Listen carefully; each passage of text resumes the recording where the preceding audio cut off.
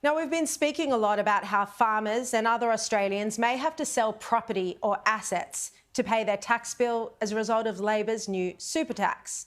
And it's not just the super tax, which starts in July with a 30% tax rate on earnings above $3 million in a super fund, but it's also this unprecedented tax on unrealised capital gains above $3 million. That's profit that you haven't made yet and could apply if the value of your property goes up. As we know, the market goes up and down. Valuations go up and down. The National Farmers Federation are warning that many farmers won't be able to pay the increased tax bill. If you were watching last night, you would have seen David Johinke saying this.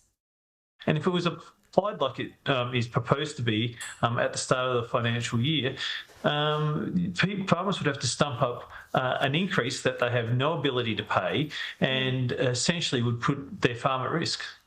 Put their farm at risk. So do you think that there will be farms that will have to be sold over this? Businesses that will go under, farming businesses? Well, they have to find money somewhere. Now, the figures show that 17,000 super accounts hold farmland. 3,500 of those have more than $3 million. As if life wasn't hard enough already for our farmers, with this cost of living crisis, with weather fluctuations, and now they're worried about having to sell up to meet a tax liability on increased land valuations. I mean, it's insane and, quite frankly, unethical. Yet look at how heartless and cold the Herald's economics writer Ross Gittins is. He doesn't feel sorry for these farmers. He says, the old earn more than the young, find it easier to save and get the benefit from super sooner than the young. I mean, what is that nonsense? The old find it easier to save? And oh, it's so unfair that they get the benefit from super sooner. Well, they had to wait to access their superannuation. They lived and worked those long years. But it gets worse. He writes, these rich people just don't want to pay more tax and, as usual, are hunting around for the best counter-arguments they can find. He says, I can afford to pay it and so can they. I mean, that's a ludicrous take. As one economist said to me today, he urgently needs to retire. Well, let's turn to someone who actually knows what he's talking about, veteran business columnist Robert Gottliebsen.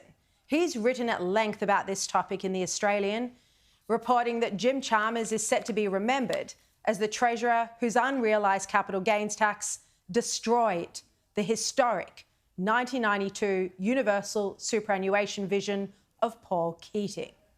Keating must know that aspiring Australians, mostly in self-managed funds, will exit superannuation rather than pay tax on unrealised gains. Accordingly, a third of superannuation will exit, leaving it as a lower to middle income Australian movement. And now we hear that Paul Keating is reportedly furious about the idea of taxing unrealised capital gains.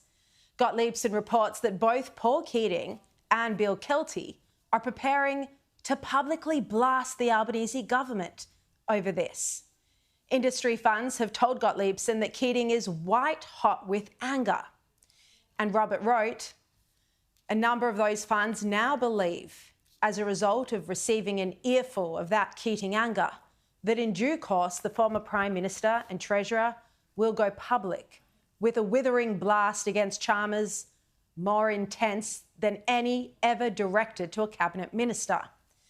Keating will be backed with more moderate language by Bill Kelty, who in 1992 brought the union movement into the Keating vision that Chalmers is now set to destroy. This will be big if Keating and Kelty are preparing to wage war on the Albanese government's plans to tax unrealised capital gains. And let's hope they do, because it's unlikely Sussan Ley will be able to stop Jim Chalmers. It would be like being flogged with a warm lettuce or being mauled by a dead sheep, as Keating would say. It was like being flogged with a warm lettuce. Flogged with a warm lettuce. As he got up, you know, mauled by a dead sheep. Mauled by a dead sheep. Biting criticisms from the father of superannuation against this would be highly effective. Whether it will be enough to encourage Labor to back down on their contentious policy is yet to be seen.